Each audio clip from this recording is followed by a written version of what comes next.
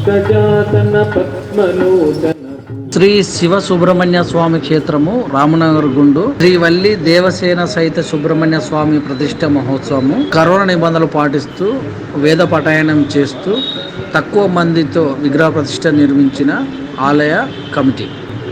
V3 news Ramanagar. नीलगलं परश्वतधारिणं मृगधारिणं चन्द्रशेखरमाश्रये मम किं करिष्यति वै यमः.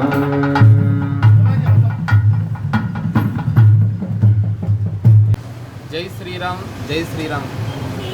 ఇది మాకు చాలా గొప్పనైనటువంటి కార్యక్రమం. రామ్నగర్ ముందు సికింద్రాబాద్. ఇది భాగ్యనగరంలో మనము ఇక్కడ శివసుబ్రహ్మణ్య స్వామి దేవాలయ పునర్నిర్మాణం చేసుకోవడం మన భాగ్యము. ఎందుచేతనంటే ఇటు దక్షిణాంనాయ శృంగేరి పీఠానికి సంబంధించినటువంటి శంకరమఠము, ఇటు ఉత్తరంలో స్కందగిరి, దానికి మధ్యలో 6 రోడ్ల కూడలో ఉన్నటువంటి షణ్ముఖుడి యొక్క స్థాపన జరగడం, ఇక్కడ సుబ్రహ్మణ్యేశ్వర స్వామి ప్రతిష్టా మహోత్సవం జరగడం నిజంగా భాగ్యనగర వాసుల యొక్క అదృష్టం. ఎందుచేతనంటే ఇక్కడ పరమాచార్య వారు ఇక్కడ కాలనీ వాసులంతా కూడా చెబుతున్నారు, ఇక్కడ అడుగుపెట్టినటువంటి స్థానం పరమాచార్య అంటే సాక్షాత్తు శివుడే. పరమేశ్వరుడు ఎలా ఉంటారు అంటే పరమాచార్య యొక్క స్మరణ చేస్తే చాలు ఆ శివుడి యొక్క దర్శనం కలుగుతుంది.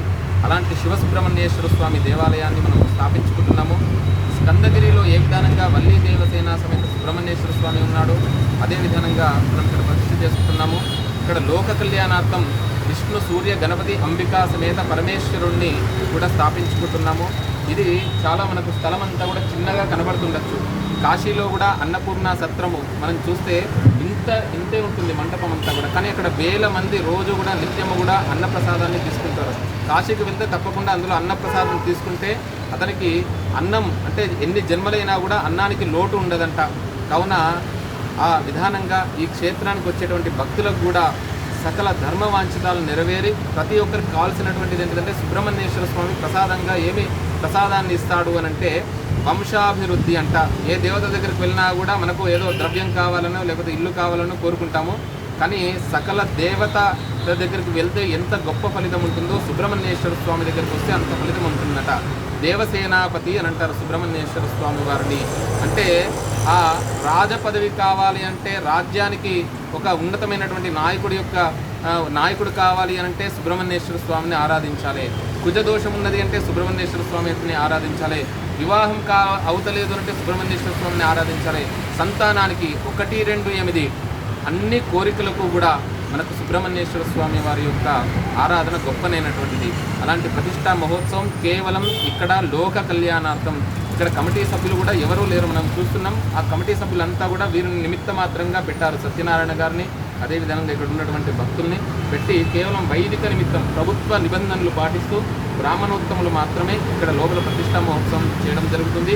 ఈ కార్యక్రమాన్ని అంతటినీ కూడా మనకు ఈ V3 న్యూస్ ఛానల్ ద్వారా, V3 న్యూస్ ఛానల్ ద్వారా, వి అంటే విశేషము అని, విజయం అని కూడా అర్థము.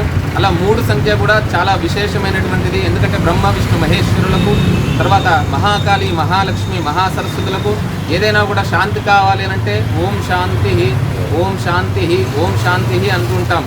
కాబట్టి ఈ V3 ఛానల్ ద్వారా చూసినటువంటి వారందరికీ కూడా అలాంటి శాంతి మీకే కాకుండా యావత్ ప్రపంచానికంతటికీ కూడా ఈ సమయంలో కరోనా నుండి విముక్తులమై శాంతియుతమైనటువంటి జీవనాన్ని, తిరిగి ఉద్యోగులు ఉద్యోగ ధర్మాన్ని, వ్యాపారులు వ్యాపార ధర్మాన్ని, తర్వాత గృహస్థులు గృహస్థ ధర్మాన్ని, అందరి ఎవరి ధర్మాన్ని వారు ఆచరించే విధానంగా మరల అతి తక్కువ సమయంలో చూడండి. ప్రతిష్ఠ అయిన తర్వాత 3 నెలల్లోనే, అంటే నేను పలుకుతున్నటువంటిది కాదు, ఇది స్వామి పలికిస్తుండు.